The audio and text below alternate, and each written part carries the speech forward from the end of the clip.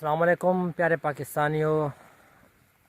मेरा वीडियो बनाने का ख़ास मकसद नहीं था, तो एक फ़ैसला था जो मैंने आप लोगों के ऊपर छोड़ना है।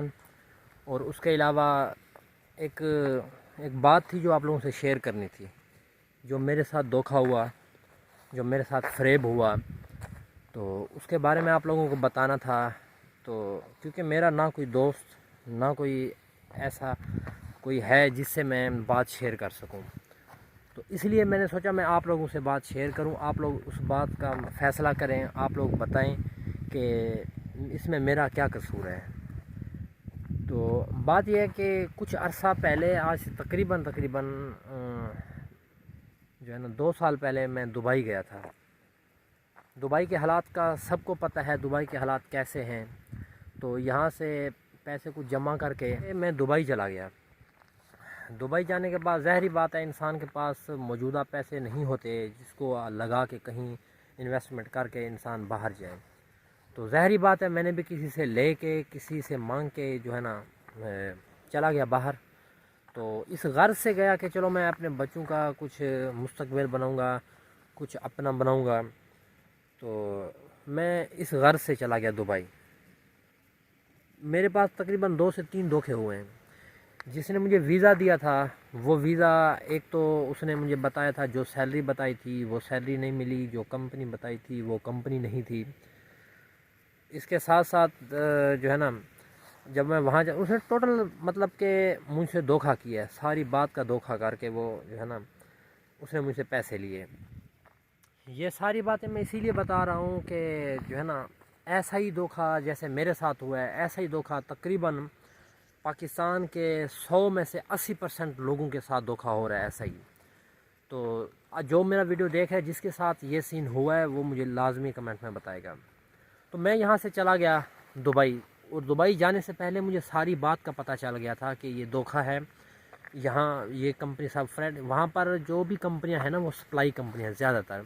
सप्लाई का ये मकसद होता है कि मैं आपको अभी से बताऊँ, कोई भी आपने कहीं भी जाना हो ना, आपने सप्लाई कंपनी में नहीं जाना। सप्लाई कंपनी का ये मकसद है, उनको कहीं कॉन्ट्रैक्ट मिलेगा, उसके बाद वो आपको सप्लाई करेंगे, वहाँ पर वो अपने बंदे लगाएंगे। वो 10 दिन का काम है, वो 15 दिन का काम है, वो 20 दिन का काम है, वो आपको उस दिन के सैलरी मिलेगी। अगर फ़र्ज़ करें आप 2 साल के कॉन्ट्रैक्ट पे, एम्प्लॉयमेंट वीज़े पे चले गए, एग्रीमेंट पे चले गए 2 साल, अगर सप्लाई कंपनी है ना आगे, तो उसमें ये होगा कि आपका तकरीबन अगर साल के अंदर 12 महीने के अंदर 8 महीने लगे हैं तो आप 8 महीने के पैसे दिए जाएंगे, अदरवाइज़ आपको कोई भी पैसे नहीं दिए जाएंगे।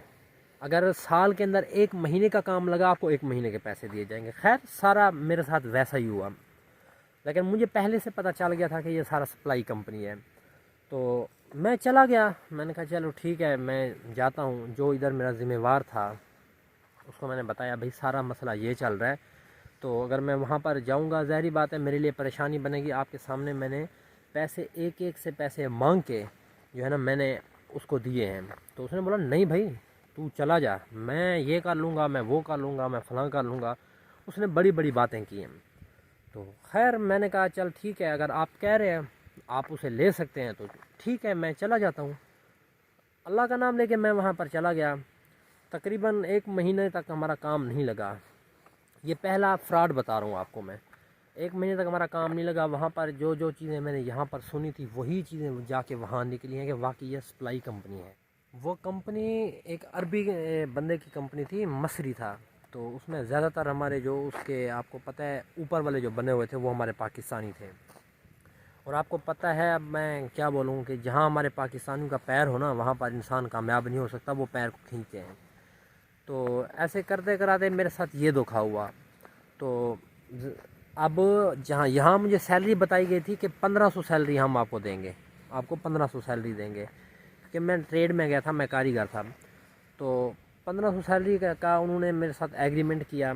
तो वहाँ पर गए तो हमारा तकरीबन सैलरी वहाँ पर 900 लगा, 700 जमा 900, 200 खाने का। और सबको पता है जो दुबई में हैं, जो मेरी वीडियो देख रहे हैं, वहाँ पर 200 खाने का नहीं लगता, वहाँ पर तकरीबन खाने का लगे भी सी नो तो 400।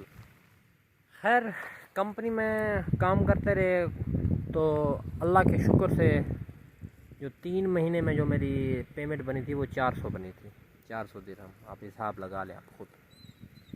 भूख से भी वक्त काटा, इधर फैमिली ने भूख से वक्त काटा, वहाँ हमने भूख से वक्त काटा, तो इस हिसाब से खैर चलता रहा। तो मैं बाहर काम करने लगा। ज़ाहिरी बात है मेरा कोटा पूरा नहीं हो रहा था, जो मैं पैसे लगा के आया था वो मेरा वहाँ जिस हिसाब से काम कर रहा था मैं 4 साल के अंदर भी पूरे ना कर सकता।